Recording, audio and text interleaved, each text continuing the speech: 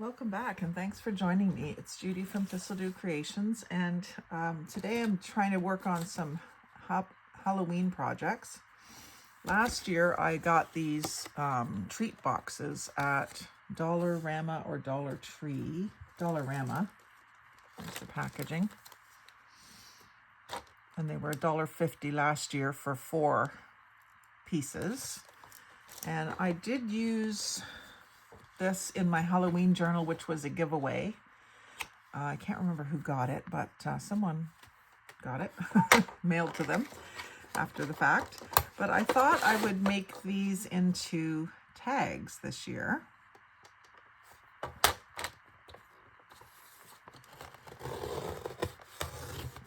just cutting.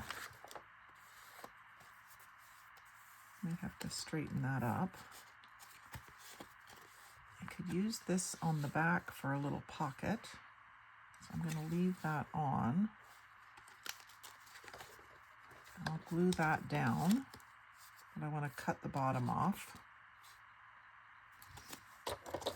So I can make 2 tags out of 1 box, which is kind of cool. I'm going to use my guillotine to cut the bottom off. I just think that'll work better.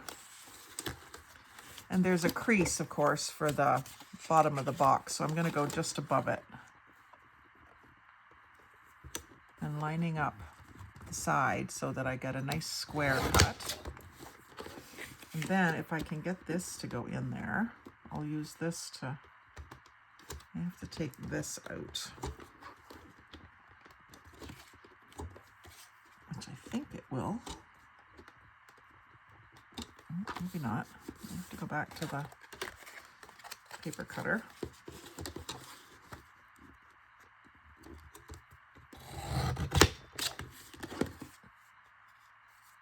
So I just want that lined up better.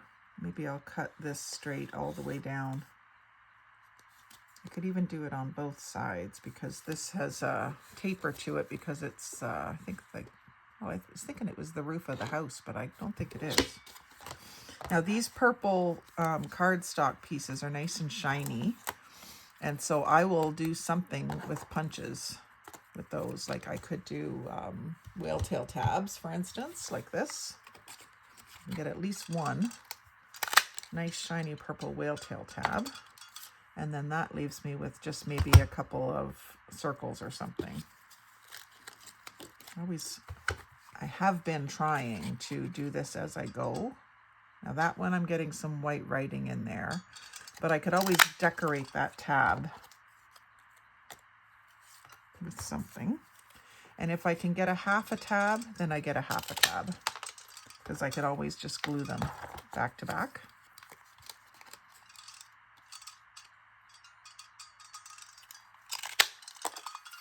There we go. So that eliminates, if I deal with it right away, then it's not like sitting on the side of my desk waiting to be dealt with. And I could just put those, I have a drawer that has all different kinds of whale tail tabs in it. Okay, so back to my boxes. I'm gonna have to, if I want these to really look like tabs, then I want them sort of straight up and down. So I'm gonna line up the bottom edge with the fence down here, and I'm lining up this edge right here. I'm going to just cut up to it. And even if all I do is score it, it is going to cut through. It cuts through cardstock a lot better than it cuts through paper sometimes. And then this one I'll have to do down at this end. Do the same thing. I get it lined up along the bottom and get this point lined up with the groove. And then I'll start my cutting and go up to that point. Actually, that one needs to move over just a touch. It left me a little angled spot.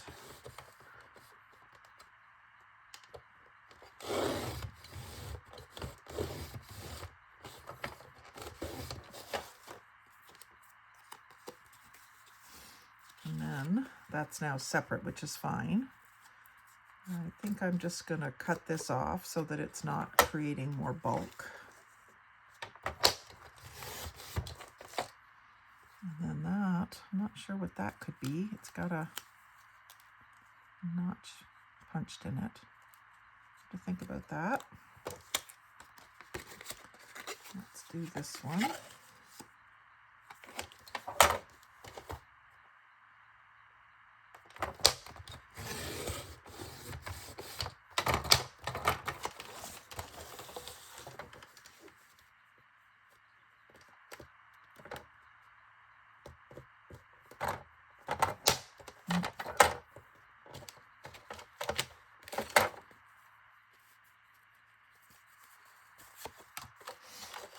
That's already cut off, so it's moving around on me.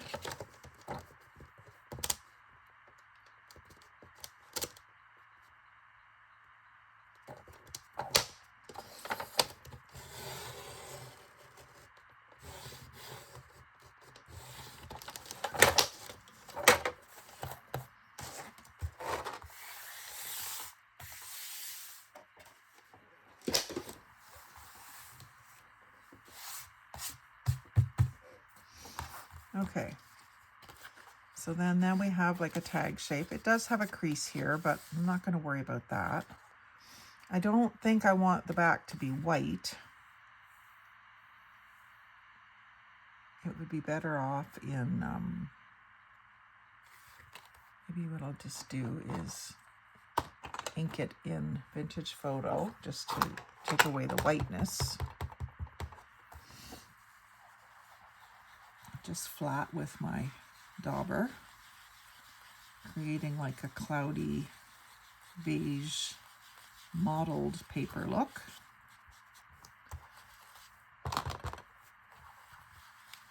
Only thing is that's going to accentuate those creases from the box, but I'm gonna have to be okay with that, aren't I? The other thing that you could do is back these with black cardstock or craft paper cardstock, but I want to keep them fairly thin. If they end up in a Halloween journal, they won't add too much bulk if they're kept a little bit thin. And then after that, I want to do a black edge around.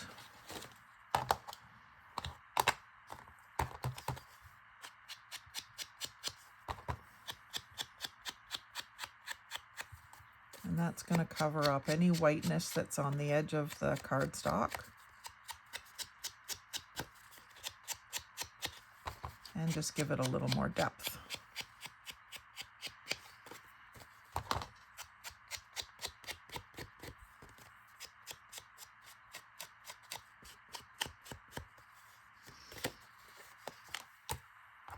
And then the little pocket.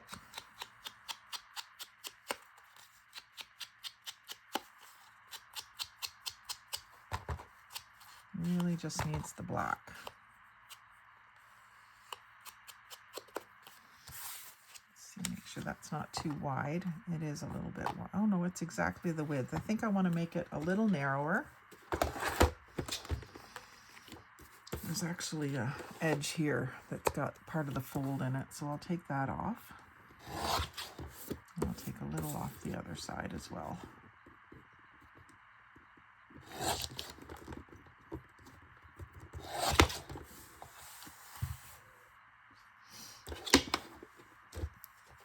And then re-ink that with the black.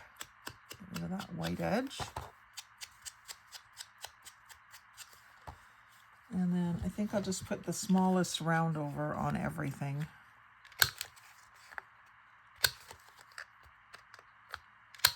Just tidies it up a bit.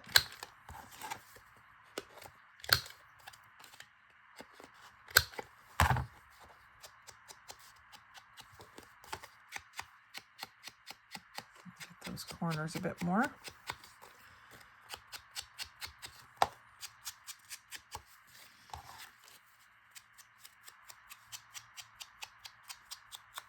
I could even cut like a notch in the top edge here, but then I would lose this bat. so I'm not going to. That's more important. See, now because that's a little narrower, I can just leave a little bit of a border around all 3 sides. And I'll use my 3-in-1 for that so that it's got a good firm hold. So I'm going to hold on to the part I don't want to glue.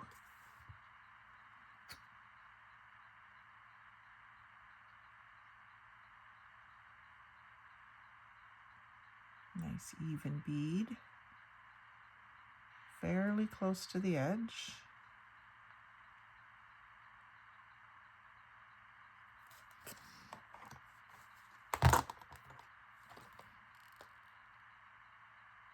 And then you just have a few seconds to get it where you want it. And press. And now that's not going to hold a whole lot because it doesn't have a lot of give. So I think I'll just make a little folded up piece of the craft cardstock, or you could use some Halloween scrapbook paper. Let's see what I've got. What's on top of the pile? Oh, I know what paper I could use.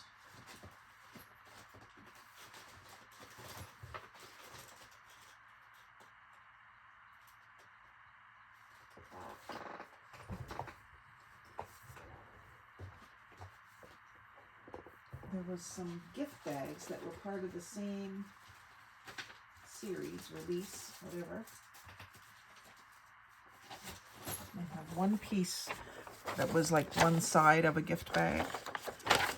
So that will coordinate well with the purples and the blues. It's white on the back. I have to do the same thing. I'm just going to cut off these creases.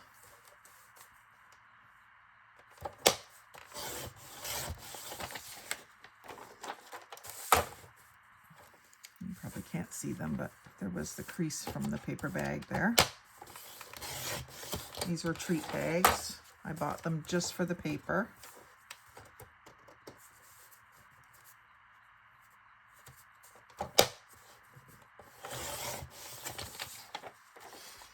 And it's got the bottom of the bag crease there. That could be, well, it can't be my width. I've got to do it skinny enough that it'll go in that pocket. So maybe in 4.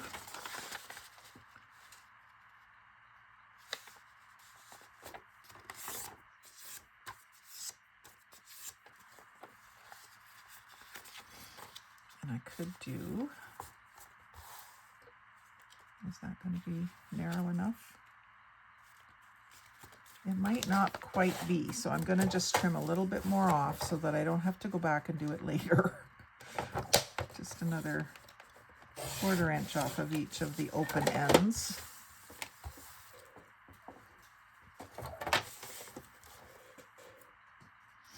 And what I think I'll do here is fold it into the middle.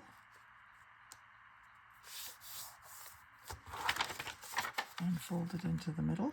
And leaving just a little bit of a gap. You can see that my paper's not perfect. What I can do though is once I've got it folded, I can fix that.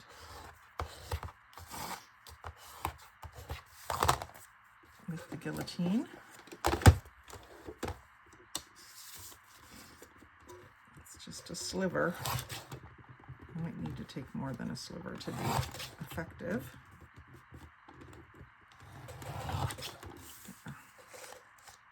Still not perfect.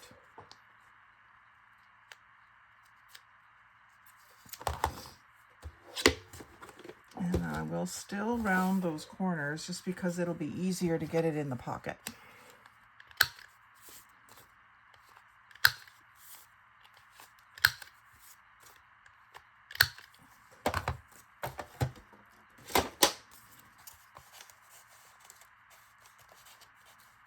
It still feels a little tight.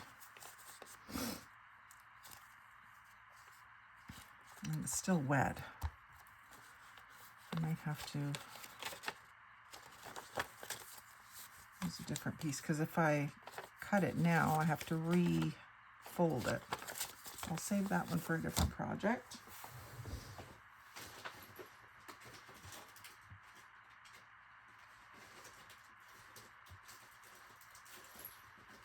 I have a different pattern. Not much different, but it is different. This one just has 4 pointed stars, and this one has 5 pointed stars and moons. See, they were just a paper bag. That's all they were.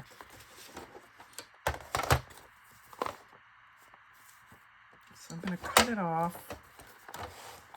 That's tall enough. So I'm going to cut the bottom of the bag right off. And if you've been following me, you know that I'll probably use that to make a little book. Because I've been making paper bag bottom, paper bag bottom junk journals. Now the sides of this is just black. I'm almost thinking that I'll just keep it all.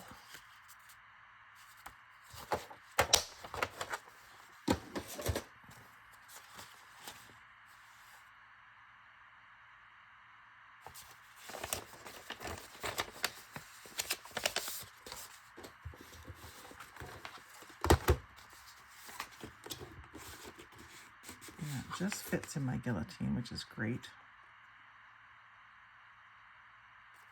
So I'm not going to keep it all. I'm going to cut the black off, use it for something else. So just unfold it and fold it out the other way.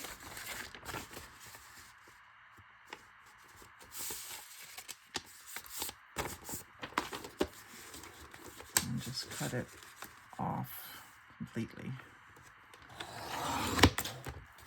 Nice smooth black paper. Oh, darn, now I've got 2 pieces. That's okay. All I'm looking for is a little bit of journaling space.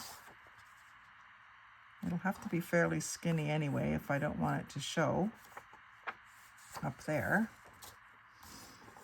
So maybe what I'll do is the same thing in half.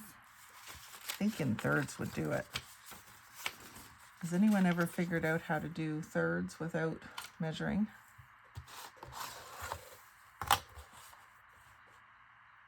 So it's about 6 inches.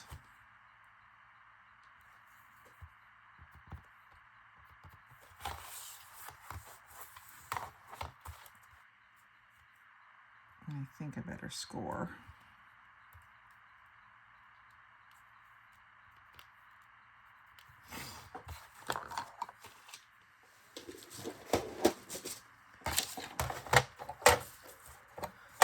I like to use my groove to score in. I find it works better for me. I can keep myself straight by leaning it against the fence, leaning this against the fence. Whatever tool you're using. And you don't want to press very hard on thinner paper. And we'll fold in and in and around our corners. We have a pocket. We have to have something to put in the pocket. There, that's a better fit. And it will just hide behind the cat and the moon. It kind of shows a little bit, but I think that's okay. And if you didn't want it to, you could fold it down or just cut it off. So what I'll do on this piece is also ink it up. Just very lightly. I just don't like all that whiteness.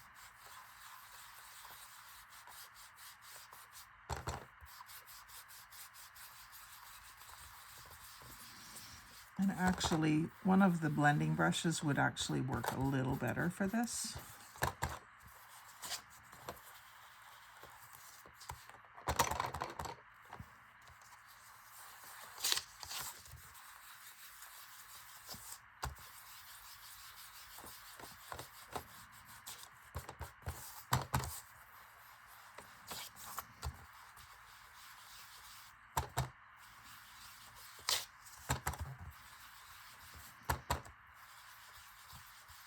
And I think I'm going to stamp some lines on here too.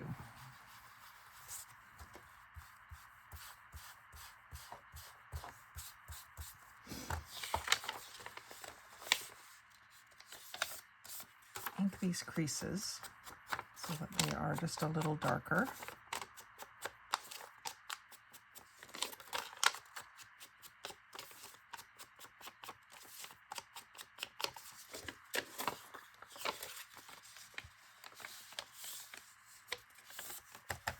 It's always good to fold them back each direction anyway.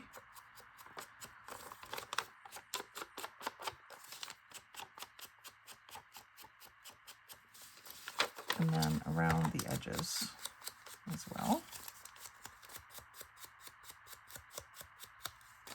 The ends.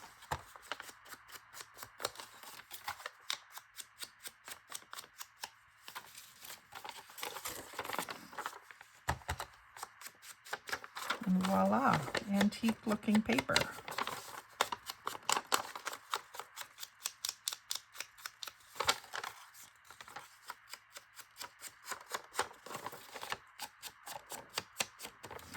And then for the lines, I'll do them in black.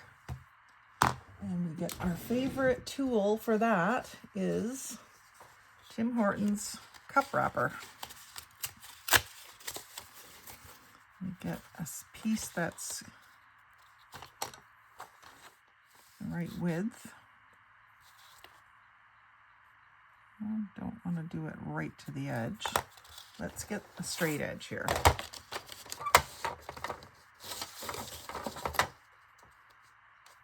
How long do we need the straight edge to be? Oh, about 6 inches. So from 6 down to 3 and up to 9.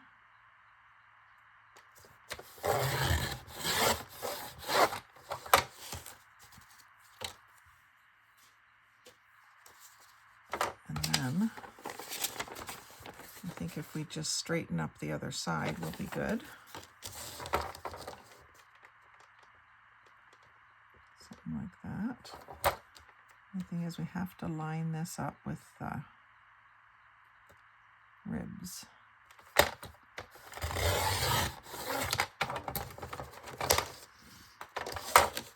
And then we'll cut it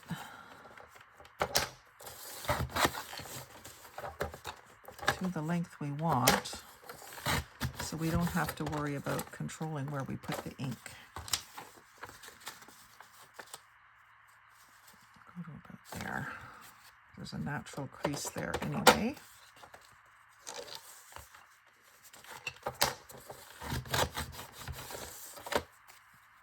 We got a few scraps there. I will make one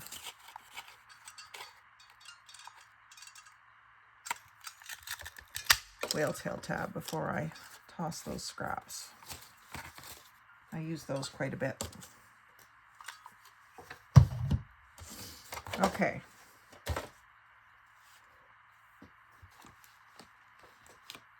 I've learned a trick that if you put something soft underneath where you're going to stamp, it will stamp better. So take a stack of tissue paper is what I've been using, and then this foam pad underneath, nice and soft. Just has some give, and I guess it allows that stamp to press down everywhere. Who would have known that? I wouldn't have known that. Okay, black ink, just right on the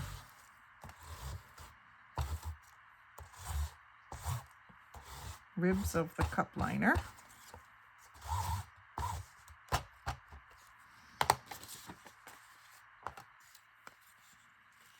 And then get it sort of centered up and press it down.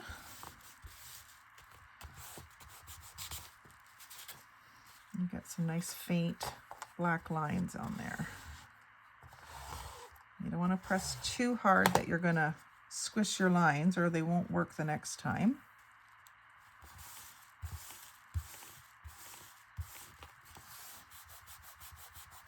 But you got to give it a second for the ink to transfer from, oops, that one's a little fuzzy. I moved it. Try not to move it.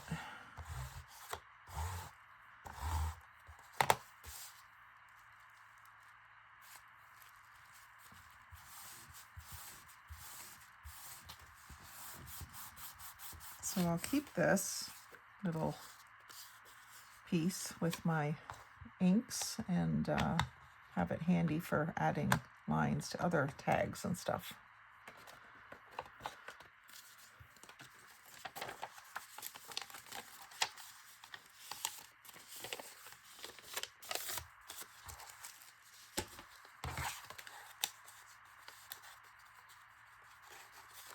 And that glue has dried nicely now. Still, it's a pretty stiff pocket. So I think that's really cute. And so you get 2